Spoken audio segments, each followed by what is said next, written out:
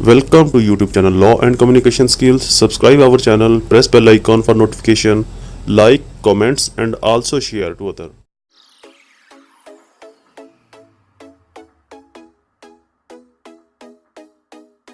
Bismillahirrahmanirrahim. Alhamdulillahi Rabbil Alameen. Assalamu alaikum friends and viewers. I hope all are fine. This is Mubashir Iqbal Chauhan, Advocate High Court and Legal Lecturer. Series of legal lectures के अंदर हमारा आज का subject international law.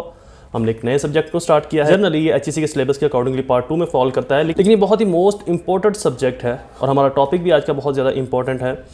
International law से dealing करता है, international state से, countries से, जो भी ग्लोबल वर्ल्ड, ग्लोबल विलेज के अंदर आती हैं, उन सबसे ये डील करता है। With the passage of time, जैसे जैसे दुनिया ने तरक्की की, दुनिया मॉडर्निज्म की तरफ गई, तो बहुत सी ऐसी कॉम्प्लिकेशंस भी आई स्टेट्स के दरमियान में, अदारों के दरमियान में, ममालिक के दरमियान में, जिनको सॉल्व करने के लिए एक यूएनओ बनाएगी, एक ऐसा प्लेटफॉर्म बनाया गया जहाँ पर तमाम ममालिक इकट्ठे हों, अपने प्रॉब्लम्स, अपनी इश्यूज़ को वहाँ पर डिस्कस कर सकें और एक दूसरे के साथ अपने मामलात को सॉल्व कर सकें, सेटल कर सकें। तो जब यूएनओ बनी तो उसके साथ साथ फिर इंटरनेशनल लॉज को भी डेवलप करने का एक ट्रेंड बना, एक सेटअप क्रिएट किया गया जिसे इंटरनेशनल लॉज को सेट किया जाए, बनाया जाए, ताकि डिफरेंट स्टेट्स, डिफरेंट कंट्रीज़ एक जगह के ऊपर इकट्ठी होकर अपने प्रॉब्लम्स को, अपने मामला को हल कर सकें और किस तरीके से हल किया जा सके, ये फिर इंटरनेशनल लॉ के ज़रिए उसको डिफ़ाइन किया गया। पायरेसी के मामला, ट्रेड्स के मामला, बिजनेस के मामला, एक्सचेंज के मामला, मनी एक्सचेंज के मामला और इस तरह के बहुत से लॉज बनाए गए। इंटरनेशनल कोर्ट ऑफ जस्टिस बनाई गई जहाँ पर डिफरेंट ममालिक अपने डिस्प्यूट्स को विद कंसेंटली लेकर जाते हैं। अभी हमारा एक रिसेंटली हमारा भी एक केस गया कुलभूषण यादव का इंडिया के साथ। तो इस तरह के मामला विद कंसेंटली स्टेट्स वहाँ पर अपने लेकर जाती हैं। तो ये तमाम मामला जो डील करते हैं, ये इंटरनेशनल लॉ से डील करते हैं। हमारा ये पहला टॉपिक है इंटरनेशनल लॉ का और मैं कोशिश करूंगा कि मैं इसको बाकी लेक्चर्स की तरह भी अच्छे से एक्सप्लेन कर सकूं, आपको समझा सकूं, आपके नॉलेज में इजाफा कर सकूं और आपके लिए ये बाकियों की तरह फ़ायदेमंद साबित हो सके। लेक्चर स्टार्ट करने से पहले एज यूजुअल अगर आप मेरे चैनल के ऊपर नए हैं तो मेरे चैनल के सामने रेड बटन को क्लिक करके मेरे चैनल को सब्सक्राइब करना और साथ में ही बेल आइकन को प्रेस करके ऑल नोटिफिकेशन करना ना भूलें, ताकि मेरे फर्दर तमाम इंफॉर्मेटिव लेक्चर्स आपकी एक्सेस में रहें और उनके नोटिफिकेशन आपको बर वक्त मिलते रहें। मजीद बरा मैं अपने लेक्चर्स की फीस बताता चलूँ। मेरी फीस आपने 3 स्टेप के अंदर पे करनी है। फर्स्ट स्टेप कम से कम 10 रुपये आपने डोनेट करने हैं। सेकंड स्टेप कम से कम 2 लोगों की अपने हेल्प करनी है और थर्ड स्टेप मेरे पेरेंट्स के लिए दुआ, अल्लाह ताला उनको सेहत तंदुरुस्ती दे और उनका साया मेरे सर के ऊपर सलामत रखे। और एक और रिक्वेस्ट आपसे करता चलूँ कि मेरी वीडियोस को शेयर ज़रूर किया करें अपने तमाम सोशल नेटवर्क्स के अंदर, अपने हल्का अहबाब के अंदर, ताकि और भी लोग इससे मुस्तफ़ीद हो सके, फ़ायदा उठा सकें, मुझे और आपको अपनी दुआओं में याद रख सके। शुरू करते हैं हमारा lecture. First topic international law का पहला क्वेश्चन हमारा, privilege and immunities enjoyed by the diplomats in way and their duties. ऐसी कौन कौन सी एक्सेप्शंस हैं, इस्तिस्ना है जो डिप्लोमेट्स को हासिल होती हैं। अब डिप्लोमेट्स क्या हैं? जैसे कि मैंने आपको बताया कि जब दुनिया मॉडर्निज्म की तरफ गई, जदीदियत की तरफ गई, तो बहुत सी नई कॉम्प्लिकेशंस भी आई। एक मुहावरा भी है कि अगर आपने अपने इख्तलाफात को कम रखना है तो एक दूसरे के साथ अपनी बैटरी को, अपने मिलने जुलने को बढ़ाते रहें। जिससे होता ही है कि जब सामने वाले इंसान को कोई इख्तलाफ है तो आपसे डिस्कस कर लेगा, आपको कोई इख्तलाफ है तो आप उससे डिस्कस कर लोगे। तो इस तरह से आपके जो मामलात हैं वो बातचीत से बैठ बिठा के, मिल मिला के हल हो जाते हैं। इसी कॉन्सेप्ट को डिप्लोमेट्स की सूरत में मॉडर्न वर्ल्ड ने आगे बढ़ाया। मॉडर्न वर्ल्ड ने क्या किया कि ममालिक के दरमियान में इख्तलाफात का आना एक फितरती अमल है। हाईजैकिंग के मामलात, पायरेसी, समुद्री डिकेटियों के मामलात और डिफरेंट इशूज़ आ जाते हैं, जिनको अब हर वक्त तो ममालिक के जो वज़राए आज़म हैं या जो सदूर हैं वो एक दूसरे के साथ नहीं बैठ सकते, एक दूसरे का डिस्कशन नहीं कर सकते। तो इसका क्या हल निकाला जाए कि ममालिक एक दूसरे के करीब भी रहें, एक दूसरे से बातचीत भी करते रहें और वज़राए आज़म को और सदूर्स को, प्रेसिडेंट को एक दूसरे से मिलने की ज़रूरत भी पेश ना आए। जो प्रधानमंत्री होते हैं इंडिया में और पाकिस्तान में, वज़ीर आज़म या प्राइम मिनिस्टर, प्रेसिडेंट, तो जो इसका आसान और बेहतर वे में हल निकाला गया वो ये था कि अपने ममालिक से कुछ लोग जो आपके मुल्क की पॉलिसीज़ को, आइन को समझते हों, उनकी अच्छी ग्रिप हो, फॉरेन अफेयर्स को समझते हों, कम्युनिकेशन को समझते हों, डीलिंग को समझते हों, इनके ऊपर उनकी अच्छी नॉलेज हो, ग्रिप हो, उन अशखास को अपने मुल्क से दूसरे मुल्क के अंदर अपना नुमाइंदा बनाकर भेजा जाए। फॉर एग्जाम्पल, पाकिस्तान का नुमाइंदा जब इंडिया में जाएगा, इंडिया का नुमाइंदा पाकिस्तान में आएगा, पाकिस्तान का नुमाइंदा रशिया में, अमेरिका, चाइना, मलाइशिया, इंडोनेशिया, इस तरह के ममालिक के अंदर जब जाएंगे तो इससे होगा क्या, अगर पाकिस्तान की किसी मुल्क के साथ कोई ऐसी मिसअंडरस्टैंडिंग हो गई है, इन दोनों के पाकिस्तान और किसी और मुल्क के दरमियान कोई मिसअंडरस्टैंडिंग हो गई है या पाकिस्तान को उनके साथ डील करनी है, कोई मामला तय करने हैं, कोई डिस्कशन करनी है, और वजीर आज़म वहाँ पर जा नहीं सकता हर टाइम हर वक्त, ना सदर जा सकता है, तो जो यहाँ से भेजा गया नुमाइंदा है हमारा, जो वहाँ पर हमारे लिए काम कर रहा है, हमारे मुल्क की नुमाइंदगी कर रहा है, हमारा जो सफ़ीर है, वो ऐसे ही वहाँ पर रिएक्ट करेगा, ऐसे ही वहाँ पर काम करेगा जैसे कि एक सदर, वज़ीर आज़म या इस मुल्क के किसी ख़ास नुमाइंदे ने उस बातचीत को हल करना था, काम को करना था, जिसको इस मुल्क ने भिजवाना था, पाकिस्तान ने भिजवाना था। तो बेसिकली सफ़ीर जो है ये अपने मुल्क को ना सिर्फ रिप्रेजेंट करते हैं, बल्कि अगर दो ममालिक के दरमियान में कोई कॉम्प्लिकेशंस आ जाएँ, कोई इशूज़ आ जाएँ, कोई डिस्टर्बनेस आ जाए, उन कॉम्प्लिकेशंस को, उन इशूज़ को भी सॉल्व करने की ये खातिर ख्वाह और कलीदी किरदार अदा करते हैं, अहमियत के हामिल होते हैं, कि एक अहम किरदार अदा करते हैं। तो डेट इज़ कॉल्ड डिप्लोमेट्स, जो आपके सफ़ीर होते हैं, जो एक आप अपने मुल्क से भजवाते हो, जिनकी एक फॉरेन अफेयर्स के ऊपर, फॉरेन नॉलेज के ऊपर अच्छी खासी ग्रिप होती है, और वहाँ पर जाकर डिस्कशन करते हैं, वहाँ पर जाकर वो आपके मुल्क की नुमाइंदगी करते हैं। अगर उस मुल्क का आपके मुल्क के साथ कोई इशू बन गया है, कोई डिस्प्यूट आ गया है, कोई मिसअंडरस्टैंडिंग हो गई है, तो ये उस मिसअंडरस्टैंडिंग को दूर करते हैं,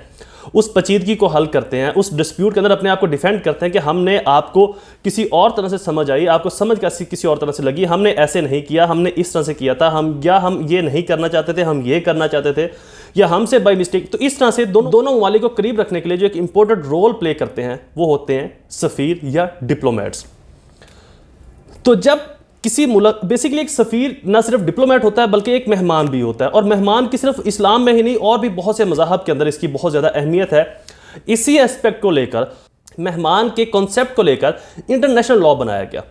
क्योंकि सफ़ीर आपके मुल्क में जब किसी दूसरे मुल्क से आता है तो उस मुल्क का ना सिर्फ नुमाइंदा होता है बल्कि आपके मुल्क के लिए वो मेहमान भी होता है। अब मेहमान को कौन सी और कैसी अहमियत देनी है, कितनी प्रिविलेज देनी है, कितनी इम्यूनिटीज़ देनी है, कितनी एक्सेप्शन देनी है, कितना इस्तिस्ना देना है, इसको फिर इंटरनेशनल लॉ ने डिफाइन किया कि ये चीज़ें अगर मेहमान करता भी है, अगर वो अनइंटेंशनली उसने की हैं, टॉट्स हो गए, बाई मिस्टेक उसने कर दिया, तो उसके ऊपर कोई हर्जाना मुआवजा जुर्म नहीं होगा। अगर उसने कोई हीनियस क्राइम, कोई हैवी क्राइम, कोई बड़ा क्राइम किया है, तो फिर उनको उसके भी कुछ रूल्स बने हुए कि इन रूल्स के तहत आप उसको अरेस्ट कर सकते हो, आप उसको रोक सकते हो, रिस्ट्रेन कर सकते हो, या किसी दूसरे मुल्क को आप उसके लिए ये परमिशन उससे ले सकते हो कि आपकी इस शख्स ने, इस नुमाइंदे ने हमारे साथ ये किया था, हमें इसके ऊपर हम फर्दर ये कार्रवाई करने वाले हैं। हमारे पास एक ऐसी सूरत में केस मौजूद भी है, रेमंड डेविस वाला, उसके ऊपर मैं बहुत जल्द डिटेल डिस्कशन करूँगा इसी इंटरनेशनल लॉ के टॉपिक के अंदर ही, कि उससे कौन सी इम्यूनिटीज़ हासिल थी,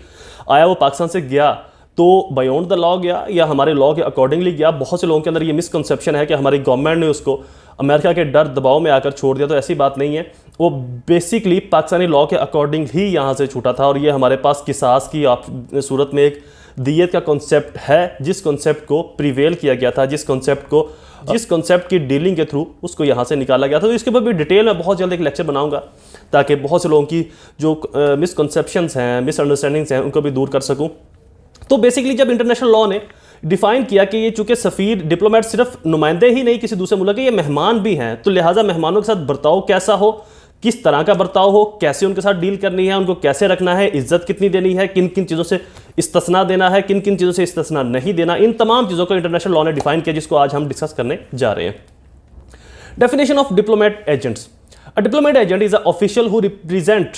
his state on behalf of his state by living in another state of the purpose to promote friendly relation and manage the official affairs of the both state। जैसे कि मैंने आपको बताया कि जो डिप्लोमेट होते हैं, जो सफ़ीर होते हैं, वो अपनी स्टेट का जब दूसरी स्टेट में जाता है तो उनके दरमियान में एक फ्रेंडली रिलेशन कायम करने के लिए, अगर कोई मिसअंडरस्टैंडिंग आ गई है, मिसकंसेप्शन आ गई है, कोई पेचीदगी आ गई है, मसाइल आ गए, तो उनको बातचीत से हल करने का एक बेहतरीन सोर्स होता है, एक बेहतरीन जरिया होता है। एज यूजुअल अगर आपने देखा हो, अगर अक्सर आप टीवी के ऊपर न्यूज़ सुनते हो कि पाकिस्तान के बॉर्डर के ऊपर इंडिया की तरफ से फायरिंग की गई, तो पाकिस्तान ने इंडियन हाई कमिश्नर को या इंडियन कमिश्नर को या इंडियन सफ़ीर को बुलवा लिया। तो बेसिकली ये सफ़ीर जो है वहाँ पर आकर मामला को हल करते हैं कि हम अपने मुल्क में ये बात करेंगे, या अपने मुल्क की किसी हाईली ऑफिशियल बॉडी को हम ये पैगाम पहुँचाएंगे, डिस्कस करेंगे कि ऐसे मामला ना किया जाए, मामला को ख़राब ना किया जाए, जंग की तरफ ना ले जाया जाए। तो बेसिकली ये अमन कायम करने में भी बहुत ज़्यादा अहमियत के हामिल होते हैं, अमन का रोल प्ले करने में भी बहुत ज़्यादा कलीदी किरदार अदा करते हैं। Definition of immunity. Legal immunity from prospect is a legal status where a diplomat agent cannot be held responsible for the violation of law, but generally other citizens are liable for some violation. It is called immunity. Immunity से मुराद ऐसा इस्तिस्ना, ऐसी रायत जो उस सफ़ीर को दी जाए जबकि उस state के बाकी शहरियों को वो हासिल ना हो, उसको कहते हैं इम्यूनिटी। मतलब कि पाकिस्तान में हम तमाम पाकिस्तानी उस रायत के मुस्तहिक नहीं हैं, उस एक्सेप्शन के मुस्तहिक नहीं हैं, उस इस्तिस्ना के मुस्तहिक नहीं है, जिस इस्तिस्ना के, जिस रायत के, जिस एक्सेप्शन के मुस्तहिक हैं वो डिप्लोमेट्स जो किसी दूसरे मुल्क से पाकिस्तान में आए हुए हैं। Immunity and privilege of diplomats, कौन कौन से इम्यूनिटी और प्रिविलेज हैं जो डिप्लोमेट्स को दिए जाते हैं? इम्यूनिटी फ्रॉम प्रोसिक्यूशन, प्रोसिक्यूशन से मुराद मतलब उसके ऊपर कोई केस चलाना, उसको प्रोसिक्यूट करना, कोर्ट में पेश करना, या कोर्ट में किसी भी तरीके से as a witness, as a complainant, या as a defended, as a defence counsel, as a accuse counsel, किसी भी तरीके से उसको कोर्ट में पेश नहीं किया जा सकता, जैसे कि आम पाकिस्तानी शहरी को, या उसको समन करना कोर्ट की तरफ से, समन करके कोर्ट उसको बुलवाए कि जी आप आए इस मामले के ऊपर। तो इन तमाम चीज़ों से डिप्लोमेट से वो एग्जेम्प्ट होते हैं, उनको इस्तिस्ना हासिल होता है, उनको नहीं बुलवाया जाएगा। हाँ, बुलवाने का जो तरीक़ेकार है वो मैं आगे डिटेल से भी बताऊंगा। कुछ ये बता दूं कि फॉरेन अफेयर से परमिशन लेना जरूरी होता है, और जिस स्टेट से वो आए हैं उस स्टेट्स को लिख कर देना जरूरी होता है कि इस शख्स ने ये काम किया है, तो लिहाजा हम इस जुर्म के लिए इसको प्रोसिक्यूट कर रहे हैं, इसको हम या इससे कुछ हमने पूछना है, कुछ इसने ऐसा हैवी क्राइम किया है जिसमें हमने इंटरोगेट करना है, तो इसके लिए हम फर्दर इसके ऊपर कोई केस चला रहे हैं। तो फॉरेन अफेयर्स उस कंसर्न डिपार्टमेंट का या उस कंसर्न स्टेट का जहां पर वो जो डिप्लोमेट मौजूद है, जहां पर वो रह रहा है, एज ए अपनी ऑफिशियल ड्यूटीज जो है वो फुलफिल कर रहा है, उस स्टेट के फॉरेन अफेयर से, फॉरेन डिपार्टमेंट से, फॉरेन अफेयर डिपार्टमेंट से परमिशन लेना, और फिर वो फॉरेन अफेयर का जो डिपार्टमेंट है वो उस कंसर्न स्टेट से, जिस स्टेट का वो डिप्लोमेट है, वहां से भी ये डिस्कस करेगा कि आपके जो डिप्लोमेट हैं या जो आपका एजेंट है उसने ये काम किया है, ये गलती, कोताही या इंटेंशनली कुछ ऐसा क्राइम किया है जिसके लिए हम उसके ऊपर ये केस चलाने जा रहे हैं। इम्यूनिटी फ्रॉम अरेस्ट, डिप्लोमेट को अरेस्ट से भी इम्यूनिटी होगी, किसी भी डिप्लोमेट को अरेस्ट नहीं किया जा सकता। अरेस्ट करने के लिए भी यही प्रोसीजर है जो मैंने आपको अभी प्रोसिक्यूट के लिए बताया कि फॉरेन अफेयर्स का जो डिपार्टमेंट है हमारा, जो खारजा पुलिस से डील करता है हमारे मुल्क का, उससे परमिशन लेना जरूरी है। फिर वो उस मुल्क को बताएगा जिस मुल्क से वो डिप्लोमेट आया हुआ है, हमारे स्टेट में, हमारी कंट्री में, हमारे मुल्क में, वहाँ पर वो तमाम डिटेल्स उनको प्रोवाइड करेगा कि इसने ये क्राइम किया है, तो लिहाजा हम इसको अरेस्ट करने जा रहे हैं। अदरवाइज एक्सेप्शन है, छोटे मोटे क्राइम, हाँ अगर कोई बड़ा क्राइम किया है तो वहां पर उसको अरेस्ट किया जा सकता है। अब सवाल ये पैदा होता है कि छोटे मोटे क्राइम के अंदर क्या होगा? छोटे मोटे क्राइम के अंदर उस डिप्लोमेट को मुल्क बदर कर दिया जाएगा, मुल्क से निकाल दिया जाएगा, वापस भिजवा दिया जाएगा। इम्यूनिटी फ्रॉम डिटेंशन, उसको कैद में नहीं रखा जा सकता, सजा नहीं दी जा सकती, अगर देनी है तो इसका प्रोसीजर भी सेम वही अडॉप्ट करना पड़ेगा जो ऊपर मैंने दोनों के लिए बताया। Immunity from search of residence, उसकी जो रहायश है उसको सर्च नहीं किया जाएगा, चाहे आपको कितना ही बड़ा शक क्यों ना हो, कितना ही बड़ा डाउट क्यों ना हो कि ये बहुत बड़े क्राइम में मुलव्वस है। तो जो जहां पर सफ़ीर रहते हैं, जहां पर डिप्लोमेट्स रहते हैं, वहां पर उस इलाके की, उस मुल्क की लोकल पुलिस को ये परमिशन नहीं होती कि वहां पर जाकर वो सर्च करे। हाँ, अगर वो सर्च उनकी सिक्योरिटी के लिए, डाउट किया हुआ है कि यहाँ पर बम है या कोई ऐसा आतिशी मवाद है जिससे इनको नुकसान पहुंच सकता है, तो इस पर्पज़ के लिए, उनकी सिक्योरिटी के लिए सर्च किया जा सकता है। बट उनकी डिग्रेसी के लिए या उनके ऊपर कोई शक है जी इन्होंने ये क्राइम किया है या ड्रग्स स्मगलिंग करते हैं या कुछ इस तरह का इन्होंने काम इलीगल एक्ट किया है, तो इसके लिए उनकी रेजिडेंस प्लेस को सर्च नहीं किया जा सकता। ये इंटरनेशनल लॉ के अंदर स्ट्रिक्टली रिस्ट्रेन है कि कोई भी मुल्क, किसी भी मुल्क की पुलिस जो है उनकी रेजिडेंस को, और सिर्फ पुलिस नहीं, सिक्योरिटी एजेंसीज भी उनकी रेजिडेंस को सर्च नहीं कर सकती। Immunity from search of personal luggage, उनके जो पर्सनल लगेज हैं, उनका सामान, बैग वगैरह, उनको सर्च नहीं किया जा सकता। Immunity from appearing as witness, उनको एज ए विटनेस कोर्ट में अपीयर होने के लिए मजबूर नहीं किया जा सकता। जर्नली लॉ है हमारी सीआरपीसी के अंदर, पार्ट 3 के अंदर, जो सीआरपीसी का सब्जेक्ट है, क्रिमिनल प्रोसीजर कोड के अंदर वजाहत के साथ लिखा हो कि अगर पुलिस या कोर्ट को किसी शख्स को, कोई शख्स मतलूब है गवाही के लिए, तो कोर्ट उसको समन जारी करेगी, अदरवाइज उसको वारंट जारी करके, अरेस्ट करके भी कोर्ट में पेश करवाया जाएगा कि आके यहाँ पर गवाही दो जो आपने देखा या जिस चीज़ के बारे में आप चश्मदीदा गवाह हो। लेकिन सफ़ीर डिप्लोमेट्स को इस पर इम्यूनिटी हासिल है, उनको एज ए विटनेस कोर्ट में नहीं बुलवाया जा सकता। हाँ, अपनी कंसेंट से आना चाहें तो समथिंग डिफरेंट, बट उनको फोर्स नहीं किया जा सकता, कंपेल नहीं किया जा सकता, मजबूर करके कोर्ट में नहीं लाया जा सकता। Immunity from state rule, state के और बहुत से रूल्स होते हैं जो हम आम लोगों के लिए फुलफिल होता है। जैसे कि हमने एक कंपनी बनानी है तो उसका हमें एनटीएन बनाना होगा, ये हमारे लिए रूल है। या हमने कोई और स्टेट ने हमें रिस्ट्रेंट किया हो कि आपने ये काम करना है, ये नहीं करना, आपने ये खाना है, ये नहीं खाना। मुसलमान पाकिस्तान एक इस्लामिक स्टेट है तो यहाँ पर शराब ममनू है, ड्रग्स ममनू है और बहुत सी चीज़ें यहाँ पर ममनू है। बट वो रूल्स उनके लिए नहीं होते, वो उन रूलों से एक्सेप्शन उनको होती है, इस्तिस्ना होता है, और वो अपने मज़हब के मुताबिक, अपनी थिंकिंग के मुताबिक, अपने ख्यालात के मुताबिक कुछ भी कर सकते हैं, बट उससे किसी की वायलेशन ना हो। मतलब वो ड्रिंकिंग कर सकते हैं, शराब पी सकते हैं, या और जो चीज़ें जो prohibited by law in Pakistan है, उनके ऊपर वो रूल्स जो हैं वो फुलफिल नहीं होंगे, उनके ऊपर इम्पोज नहीं होंगे। Immunity from social security, social securities के जो भी हम चार्जेस देते हैं या जो सोशल सिक्योरिटीज़ हैं उनके लिए जो हम पे करते हैं उसके ऊपर उनको इम्यूनिटी होगी। इम्यूनिटी फ्रॉम टैक्सेस, टैक्स जो हम पे करते हैं वो टैक्स डिप्लोमेट्स के इम्पोज नहीं होते, उनको उन टैक्सेस से एक्शन हासिल होती है, इस्तिस्ना हासिल होता है। इम्यूनिटी फ्रॉम कस्टम ड्यूटी जो हम बाहर से कुछ मंगवाते हैं उसके ऊपर जो कस्टम ड्यूटी पे करते हैं उनको भी इसके ऊपर कोई कस्टम ड्यूटी नहीं पे करना पड़ती है। वो किसी भी मुल्क से कुछ भी चीज़ मंगवा सकते हैं, वो कस्टम ड्यूटी से उनको एग्जेम्पशन होती है, इस्तिस्ना होता है। फ्रीडम ऑफ मूवमेंट, उनकी जो मूवमेंट है वो फ्रीली होगी, उनको बाउंड नहीं किया जाएगा, रिस्ट्रेन नहीं किया जाएगा, जहाँ पर भी वो आना जाना चाहे आ जा सकते हैं, उनको रोका नहीं जाएगा। Freedom of right of travel, उनको राइट ऑफ ट्रेवल होगा, इसकी फ्रीडम होगी जहाँ पर भी वो आना जाना। हाँ, सिक्योरिटी इश्यूज अगर ना हो तो अदरवाइज वो किसी भी जगह पर आ जा सकते हैं, उनको कोई रोकने वाला नहीं होगा। Freedom of movement, freedom of right of travel, freedom of communication करना, बातचीत करना, किसी टीवी न्यूज़ के ऊपर जाकर, किसी और रेडियो स्टेशन के अंदर जाकर कम्युनिकेट करना लोगों के साथ, आवाम के साथ, या वैसे आवाम के साथ मिलना जुलना, इसके ऊपर भी उनको रिस्ट्रेन नहीं किया जाएगा, बंदी नहीं लगाई जा सकती कि जी आप नहीं जा सकते या आपको ममनू है। Freedom of right of worship, उनकी इबादत करने का राइट। कोई मुस्लिम, पाकिस्तान में एक मुस्लिम स्टेट है, यहाँ पर कोई हिंदू सफ़ीर है, कोई ईसाई सफ़ीर है, कोई यहूदी सफ़ीर है, कोई और किसी स्टेट से किसी और मज़हब से सफ़ीर है, तो उनको अपनी इबादत गाहों के उनको इबादत करने के ऊपर कोई रोक परमिशन नहीं होगी, वो जब जहाँ जैसे चाहे अपनी इबादत कर सकते हैं। एक्सेप्शन ऑफ इम्यूनिटी, अब इस इम्यूनिटी की एक्सेप्शन क्या है, यानी कि ये इम्यूनिटी तो अपने आप के अंदर एक एक्सेप्शन है ना, कि ये इम्यूनिटी कैसे एक्सेप्शन है कि जो रूल मेरे ऊपर इंपोज होते हैं बीइंग ए पाकिस्तानी, जो रूल आपके ऊपर इंपोज होते हैं बीइंग ए पाकिस्तानी, जो रूल्स पूरे पाकिस्तानी अवाम के ऊपर इंपोज होते हैं बीइंग ए पाकिस्तानी, उनमें इनको इस्तिस्ना है कि ये उनके ऊपर इंपोज नहीं होंगे कुछ ऐसे रूल्स। बट उन रूलों में क्या इस्तिस्ना है, वो जो एक्सेप्शन इनको मिली हुई है, जो इस्तिस्ना मिला हो, उनमें क्या इस्तिस्ना है कि कौन कौन सी चीज़ें इस्तिस्ना में आएंगी और कौन कौन सी चीज़ें इस्तिस्ना में नहीं आएंगी। Immunity does not mean the diplomat agent can do what ever they want.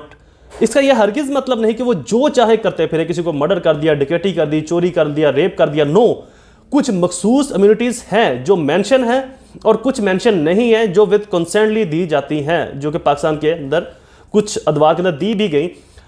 No penalty will be impose on them.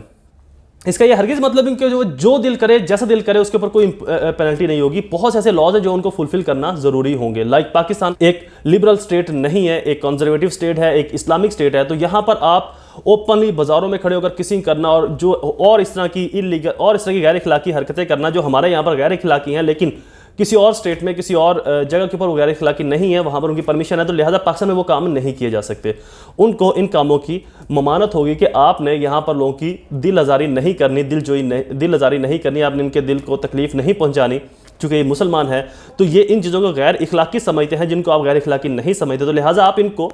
Open नहीं कर सकते। हाँ, सीक्रेटली आप इनको कर सकते हैं, उसके ऊपर आपको ममानत नहीं होगी, बट ओपनली नहीं। लेकिन पाकिस्तानी जो है ये सीक्रेट भी नहीं कर सकते, मुसलमान जो है ये सीक्रेट भी नहीं कर सकते। तो लिहाजा अगर ये कोई ऐसा काम करते हैं जिसकी लॉ परमिशन नहीं देता, या जो गैर इखलाकी है, या जो गैर मजहबी है, तो वहाँ पर न सिर्फ उनको पेनल्टी होगी बल्कि उनके ऊपर सज़ा भी होगी। जैसे कि रेमंड डेविस के केस के अंदर प्रॉपर उसके ऊपर सज़ा हुई थी और वो किसास के जरिए, दियत के जरिए जो है वो यहाँ से निकल के गया था। All police officers of the receiving state are capable to arrest the diplomat agent whenever he intentionally want to commit a grave crime। कोई भी पुलिस ऑफिसर किसी भी शहर, सिटी, ज़िले, तहसील, सूबे का अगर देखता है कि कोई डिप्लोमेट जानबूझकर कोई ऐसा क्राइम कर रहा है, वो तरह किसी को थप्पड़ मारने लग जाए, फायर मार दे, तो वहीं पर उसको अरेस्ट कर लेगा। उसके लिए उसको ज़रूरत नहीं पड़ेगी कि फॉरेन अफेयर डिपार्टमेंट से पहले परमिशन ले और फिर अरेस्ट करे, इमीडिएटली उसको अरेस्ट कर लेगा अगर कोई ऐसा कोई ग्रेव क्राइम करता है, कोई ऐसा बड़ा जुर्म करता है। Example, in case of traffic violation the vehicle of diplomats agent will not be locked up. Traffic की वायलेशन की सूरत में जो एजेंट की व्हीकल है वो लॉकअप नहीं की जाएगी, रोकी नहीं जाएगी, बंद नहीं की जाएगी, but police officer are still allow to issue challan. Police officer उसका चलान कर सकता है और कैन कैंसिल ड्राइविंग प्रिविलेज, जो उसकी ड्राइविंग प्रिविलेज है उसको कैंसिल कर दिया जाएगा, यानी कि वो कहीं पर भी आ जा सकता है, गाड़ी ड्राइव कर सकता है, उसको फिर कैंसिल कर दिया जाएगा। When can state receive a diplomats, कब state When can state refuse to receive a diplomat, कब स्टेट जो है वो इनकार कर देगी कि हमें ये डिप्लोमेट नहीं चाहिए या हमने इस डिप्लोमेट को रिसीव नहीं करना, या अगर ये हमारे पास आता है तो हम इसको वो इम्यूनिटी प्रिविलेज नहीं देंगे जो कि देनी चाहिए इंटरनेशनल लॉ के अकॉर्डिंगली। तो दूसरा मुल्क जो है फिर अपने डिप्लोमेट को वापस बुलवा लेगा, कोई और डिप्लोमेट भिजवाएगा। जनरली ऐसा होता है जब किसी स्टेट को कोई तहफ़्फ़ुज़ात हो, कोई शकूक व शुबहात हो, कोई डाउट हो कि ये शख्स हमारे अंदर आकर कोई इंटेलिजेंस के काम करेगा या किसी इंटेलिजेंस एजेंसी से जुड़ा हुआ है या कोई ये इलीगल काम सर अंजाम देगा इंटेलिजेंस के, या हमारे मुल्क के मफाद के आइन के ख़िलाफ़, हमारे मुल्क की डिग्निटी के ख़िलाफ़, हमारे मुल्क की आइडियोलॉजी के ख़िलाफ़ कोई ऐसा काम करेगा। तो इसलिए बहुत सी स्टेट, और ऐसे बहुत से वाक़यात होते भी, पाकिस्तान में भी हुए, आउट ऑफ स्टेट्स के अंदर भी हुए, कि उन्होंने बहुत से डिप्लोमेट्स को लेने से इनकार कर दिया कि हम इस डिप्लोमेट को एज ए डिप्लोमेट कंसिडर नहीं करेंगे। Following are when state can refuse receiving the diplomats when there is no specific mission, जब कोई खास मिशन ना हो, किसी मुल्क का आपस में कोई लेन देने का मिशन या कोई और मुआहदा, वो एक दूसरे से वो कहते हैं जी हमने लग ही रहना है, हमने एक दूसरे के साथ जुड़ना ही नहीं है। तो जब उनका मिशन है तभी वो इनकार कर देंगे, या अगर है तो उसको वापस भिजवा देंगे डिप्लोमेट को। When the term persona non grata is applied, जब term persona non grata applied हो। टर्म पर्सोनम नॉन ग्रांटा क्या है? Persona non grata is a Latin term which is used for those diplomats agent whose entry in particular state is prohibited by the government। इसका मतलब है कि कोई ऐसा agent जो किसी मुल्क में दाखिल होता है और उस मुल्क ने उसके ऊपर बैन किया हो, तो उसे कहते हैं पर्सोना नॉन ग्रांटा, मतलब कि किसी को कोई परमिशन ग्रांट ना करना आने की अपने मुल्क में। तो ऐसी सूरत में जब गवर्नमेंट जो है पर्सोना नॉन ग्रांटा जो है ये प्रिंसिपल अप्लाई हो जाए, उसके ऊपर उसको परमिशन नहीं देती अपने मुल्क में दाखिल होने की, तो वहाँ पर भी गवर्नमेंट जो है रिफ्यूज़ कर दे कि हमें इस डिप्लोमेट को एज ए डिप्लोमेट कंसिडर नहीं करना, तो लिहाजा आप इसको वापस बुला लें। अदरवाइज अगर इसने कोई भी काम किया तो इसके साथ सख्ती से निपटा जाएगा। When state is entitled to declare persona non grata, कब स्टेट डिक्लेयर करती है? Every receiving state is entitled to declare any diplomat agent as persona non grata and can refuse to accept such person within the state। कोई भी state किसी भी वक्त किसी भी जगह किसी भी टाइम पर इस चीज़ को डिक्लेयर कर सकती है पर्सोना नॉन ग्रांटा को, कि हमने इस शख्स को अपने मुल्क में उस तरह से इम्यूनिटीज़ नहीं देनी, एक्सेप्शन नहीं देनी, हमने इसको डिप्लोमेट कंसिडर नहीं करना, तो लिहाजा ये हमारे मुल्क के अंदर ना आए, ये बैन है, इसको हम अपने मुल्क के अंदर आने की इजाज़त नहीं देंगे। When state can declare persona non grata, state can declare persona non grata before arrival of the diplomat agent, diplomat agent के आने से पहले और आने के बाद भी, दोनों सूरतों में, वो मुल्क में आ गया है या अभी नहीं आया है, दोनों सूरतों में पर्सोना नॉन ग्रांटा इसको कर सकती है कि हमने इसको नहीं रखना। Reason for declaration of persona non grata, if he has guilty of crime and have a bad character, अगर वो जो डिप्लोमेट है वो किसी क्राइम के अंदर इन्वॉल्व हो, या उसका किरदार बहुत, मतलब उसका किरदार ऐसा हो कि वो इंटेलिजेंस की इन्फॉर्मेशन लीक करता है, इंटेलिजेंस के काम करता है, यहाँ पर आगे खुफिया राज इस मुल्क के चुराएगा या खुफिया राज चुराता रहा है इससे पहले, उसका कैरेक्टर ऐसा है, तो इसलिए भी गवर्नमेंट उसको रिसीव करने से इनकार कर देगी। If the people of the receiving state are against his diplomat and diplomat agent, अगर उस मुल्क के जो लोग हैं वो उस एजेंट के खिलाफ हो, लाइक पाकिस्तान में कोई शख्स आता है तो यहाँ के लोग किसी ऐसे शख्स के खिलाफ हैं जो कि किसी और मुल्क का, किसी और दुश्मन मुल्क का शख्स है, और उसके ऐसे काम भी हैं जो हमारे पाकिस्तानी अवाम को पता है, तो इसलिए भी मुल्क इनकार कर देगा कि लिहाजा चूंकि लोग इसके खिलाफ हैं तो लिहाजा हम इसकी सिक्योरिटी को मेंटेन नहीं रख सकते, तो हम इसको एज ए डिप्लोमेट रिसीव नहीं करेंगे। If he is against the benefits of receiving state, अगर कोई डिप्लोमेट ही जिस स्टेट में जा रहा है, जिस मुल्क में जा रहा है, उसके बेनिफिट्स के अगेंस्ट सोचता है, यानी कि डिप्लोमेट का काम सिर्फ यही नहीं कि वो अपने मुल्क को डिफेंड करे, वो दूसरे स्टेट के बेनिफिट्स के भी मफाद में रहे कि इस स्टेट्स के फायदे हैं, मफाद हैं, तो मैं इसको भी साथ लेकर चलूँ, अपनी स्टेट को भी साथ लेकर चलूँ, और इन दोनों को मिलाकर अपनी और स्टेट को और इस स्टेट को एक फ्रेंडली रिलेशन की तरफ, एक फ्रेंडली ट्रैक के ऊपर लेकर चलूँ। नेक्स्ट हेडिंग है जी precluded remarks, question is complete. I hope ये लेक्चर आपको पसंद आया होगा। मेरी वीडियोस को लाइक करना और मेरे चैनल को सब्सक्राइब करना, बेल आइकन को प्रेस करना ना भूला करें, और मेरी वीडियोस को शेयर करना ना भूला करें। मुझे अपनी दुआओं में जरूर याद रखा करें। अल्लाह ताला आप सबका हामी नासिर हो। वस्सलाम।